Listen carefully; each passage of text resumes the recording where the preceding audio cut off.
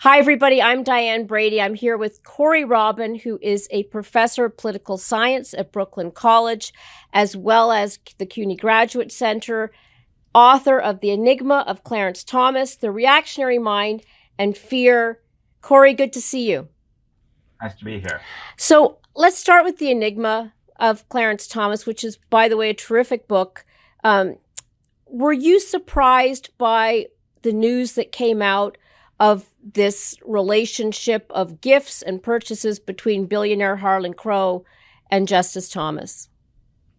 I wasn't surprised by the fact of those gifts. This is something that has been reported extensively over the years. Thomas's relationship with wealthy right-wing donors, and some kinds of strange gifts. I remember about 10 or 15 years ago, it was reported that he got $1,200 in tires from an Omaha businessman.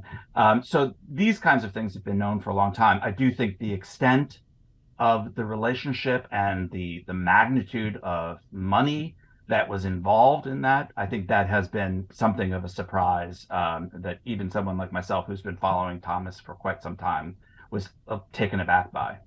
You know, it's interesting. You're not a legal scholar. We're not going to ask you about the legalities of this, but what does it say about the mindset? One of the things I think about, especially since he was a product of Jesuit education, this, you know, show me the boy at 7 and I'll show you the man, or many other cliches come to mind. Um, I'm just so curious about this dichotomy, which you've written about, of the relationship that he has with Crow and what it really says about his worldview that we perhaps underestimate. Since the very beginning of his career, Thomas has really sought to elevate men of wealth, men of money. He really sees them as taking a very important and high role in society. There's a speech he gave in 1987 at the Pacific Research Foundation, which is a think tank in San Francisco, Pacific Research Institute, excuse me, Mm-hmm.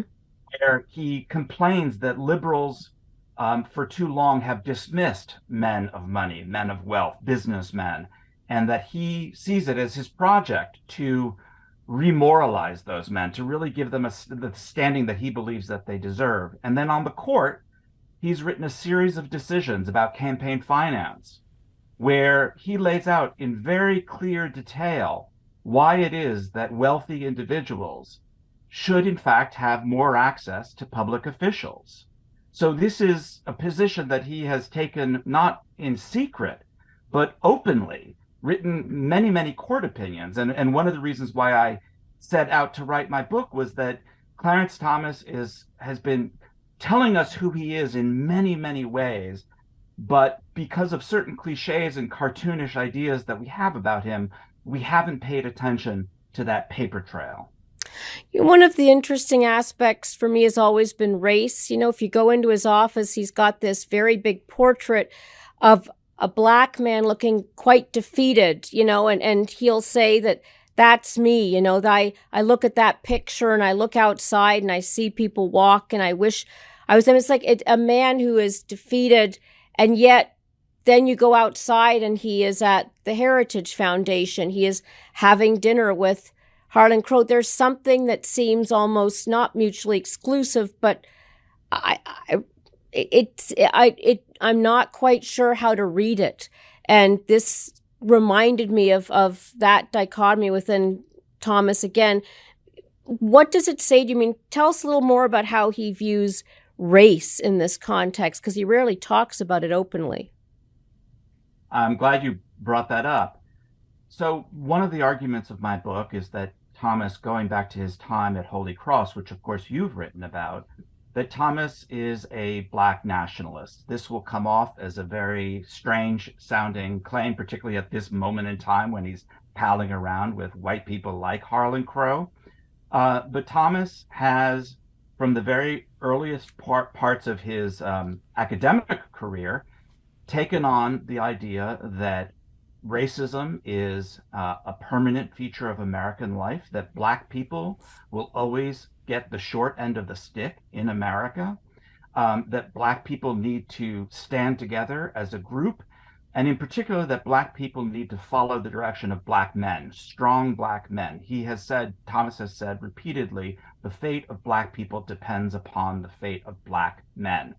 One of the men he's thinking about when he says that is his grandfather, who was a very strong, powerful, iron-willed man, who owned his own business in Savannah and achieved a kind of stature in the community and a level of wealth.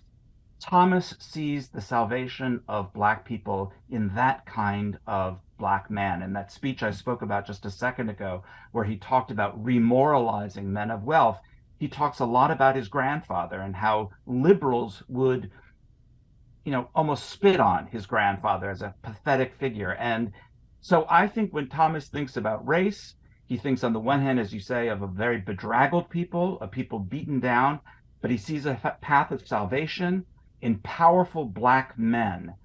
And I don't think it's such a leap from that to then see a model in powerful white men, some of whom are self-made. Thomas really sees a kind of an affinity there. So while these two, while Harlan and race may seem mutually exclusive, I do actually think they go together in a certain way. And that is part of unraveling that enigma of Clarence Thomas. What's on your radar that you would put on ours right now, especially with regard to some of these critical decisions that are now before the court? Let's take, for example, affirmative action, which everybody's awaiting a decision on. I mean, I'm sure many legal scholars can give us no doubt, many decisions that Thomas has had, but does this tell us something? Is this very emblematic of where he stands and, frankly, where more of the court's standing, too, because he's been very influential? Absolutely. Thomas has taken a very strong position against affirmative action since he's joined the court. The heart of his position is that the real victim of affirmative action is not the white person who does not get into, say, Harvard or Yale or an elite school. It is, ironically, the Black person who does get in. In Thomas's view, that person, because of this indelible racism in society, that person carries a racial stigma that is put on him or her by white people. And so Thomas has really taken aim at affirmative action for a very long time. And depending on how Justice Roberts decides to come down on that issue, Thomas could be the one who essentially writes the lead decision in that affirmative action case. I have every expectation that the case will be, that affirmative action will be overturned.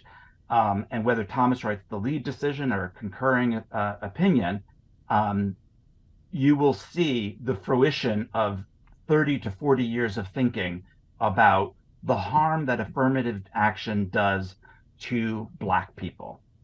So let's step back a second, because in addition to studying Thomas, you have been very much, I think, a leading voice in studying the right, if we were to put it like a whole. And the reaction to this case is very much dividing along, blue state, red state, left, right lines.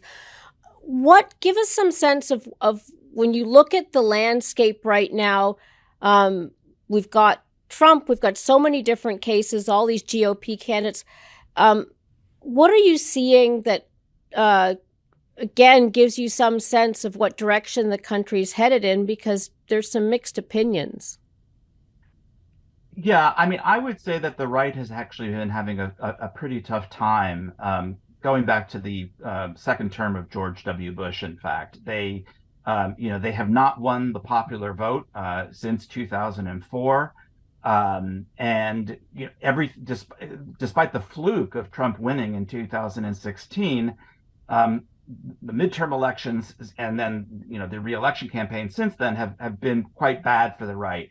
The success that they've had has been at the state level, and while they've done some pretty scary things at the state level, that is really a step back for the right. I mean, both of us know that the right, through our adult lives, spent its time trying to nationalize its position. Yeah. For it to retreat to the level of the states is not a sign of an ascendant right. It's a sign of a right that's really trying to hold on to its power quite desperately. I think one further interesting aspect to all of this is, again, Clarence Thomas. Thomas, from his early days, really sought to create a kind of conservatism for Black people. That's never really been a politically popular position, but we have seen some movement at the margins over the last couple of elections among Black people, among Latinos, and whether or not Thomas has always been this sort of this silent figure who speaks for something larger. And in the coming years, we'll get a sense of whether or not that dispensation of Black conservatism, brown conservatism, whether or not it grows or not, and whether or not it reflects the kind of philosophy that he's been trying to instantiate at the level of the court. Now, I know you're not a pundit or a soothsayer in this respect, but it sounds a little bit like let's take recency bias, that this too shall pass. This is very much been the script for Thomas's life. The fact that we're talking about it right now is just, it's a moment in time, but there's really no anomaly here that's going to necessarily fell him. I mean, again, we don't know what happens with investigations, but you seem unperturbed by it or unsurprised.